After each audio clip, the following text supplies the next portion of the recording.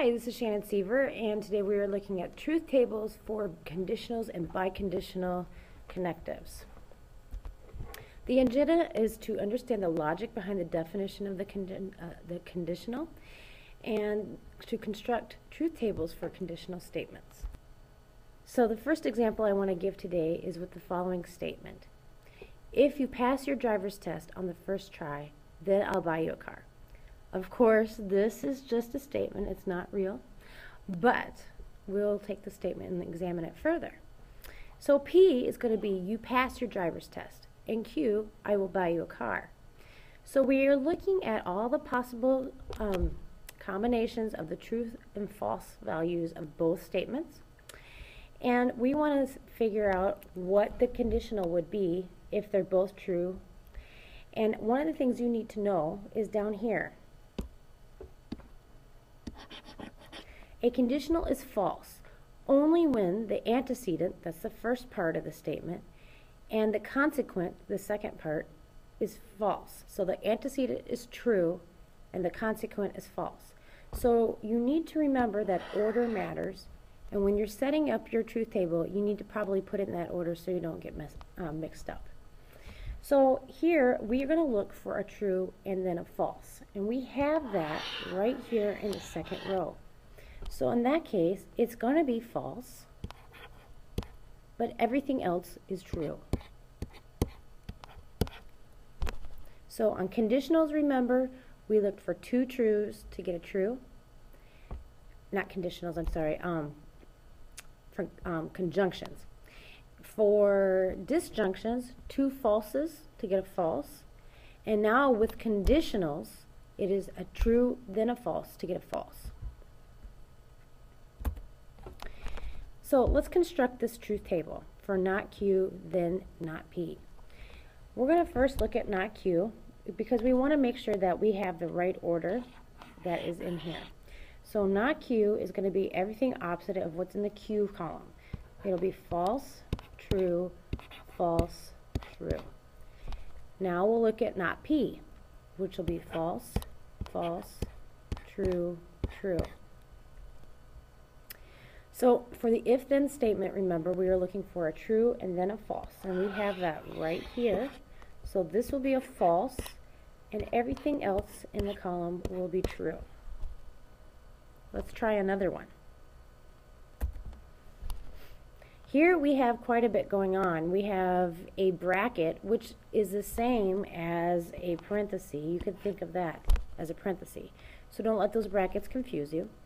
And we're going to go to the innermost parentheses first to start working on this. So first we're going to look at P or Q. Now remember, with an or, we're looking for two falses. And here we have that right here. So that'll be a false. Everything else here will be a true. Not P, the opposite of P. So it'll be false, false, true, true. And now on this one, we're going to go to the inside of the brackets. We got an and statement. So we're looking for two trues. We have that right here. So we have a true. Everything else will be false. Now notice that we have an if-then statement and then a Q. So really, remember that order matters. I'm going to put a Q column right here, even though I don't have one technically in my chart here, just so that I can make sure that I'm looking at these in the right order. Now we're doing the if-then, so I'm looking for a true and then a false. Notice that I only have one true statement on this column, and it's with the true. So we have all trues as an outcome on this. We don't have any falses. There was nothing that I could circle that was a true and then a false. So this conditional statement is a tautology, and remember, a tautology is when everything in the last column is true. When you're talking about conditionals, any conditional statement that is a tautology is an implication. So you may want to write that down in your notes as a definition. Now I'm going to pause the video, and you should too, and take the moment to try to figure out this following truth table. Is this what you got? I hope so.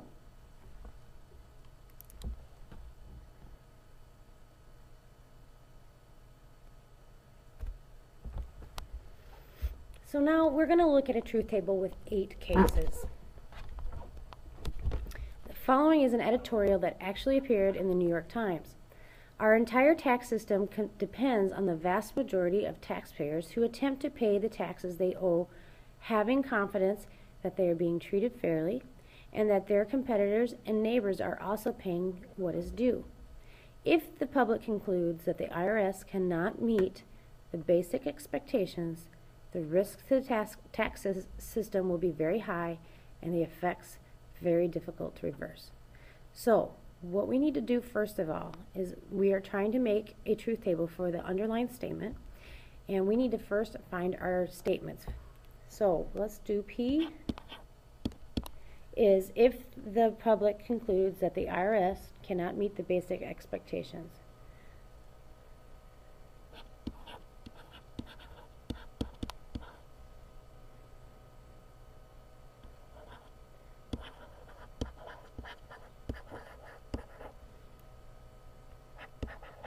And remember, we like to make things positive, and so we have a cannot there.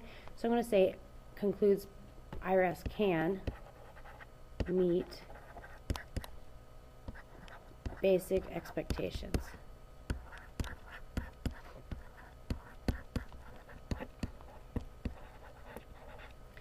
Q is that the risk to the tax system will become very high. So I'm just going to shorten that and say risk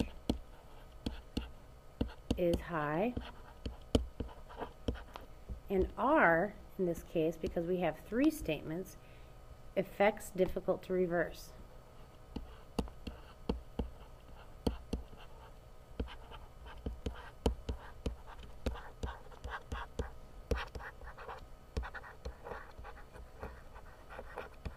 So if we're to write this particular statement in a symbolic way, we're going to say if not P, then parenthesis, because we have a comma here, Q and R. So now we need to construct a truth table for this compound statement. We are going to do that here. Now I'm going to write down my final statement right here. It was not P, then Q and R, and we should have that at the last column. So when we have P, Q, and R, we need to first set up the first 3 columns, and they should always look like this when you have 3 statements. We're going to have true 4 of them, and then false 4 of those for the P statement.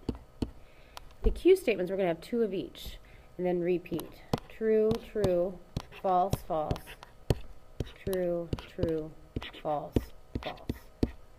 And for the R statement, we are going to alternate.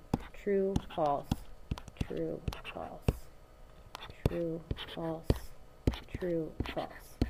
So whenever you have 3 statements in a truth table, your first 3 columns should always look like this. Okay, so now we need to look at what not P is. That'll be false, false, false, false, true, true, true, true. And we can't do the if-then statement yet because we need to find out what Q and R is. So I'm going to write that right here. So we're looking for 2 true values in the Q and R. We got 1 there, and we have another one right here. So those 2 rows will be true. The rest will be false.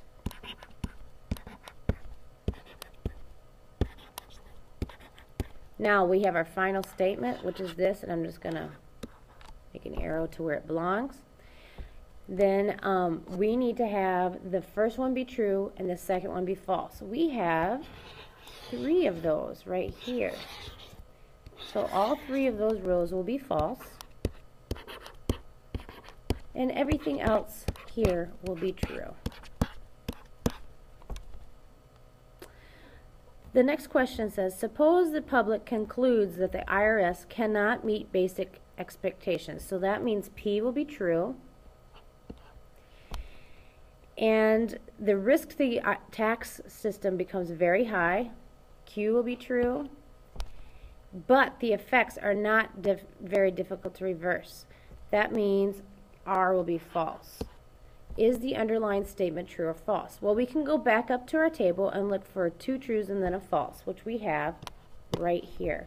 The outcome on that is a true.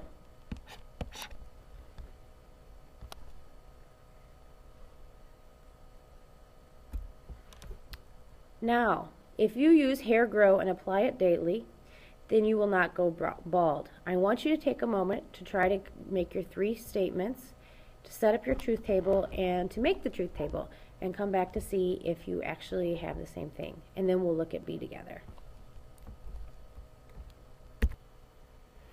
Okay, first of all, if you use hair grow, that would be your P statement. We have an and then apply it daily would be the Q.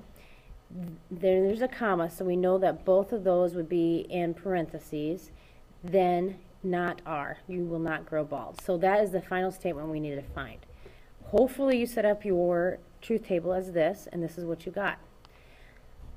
Part B says, suppose you use hair grow, so that would be a true. Forget to apply it every day, so the next part would be a false.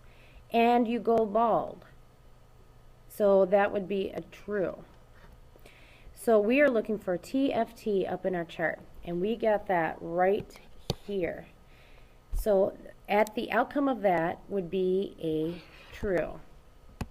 So under these conditions, is the claim of the advertisement false? Well, the claim is not false because it still follows what they're saying. So let's review. And this is from before, so I'm going to cancel this out. We're looking at conditional. So the conditional is if you first have a true and then a false, it's going to be false. All the rest will be true. Okay, so that is it for today.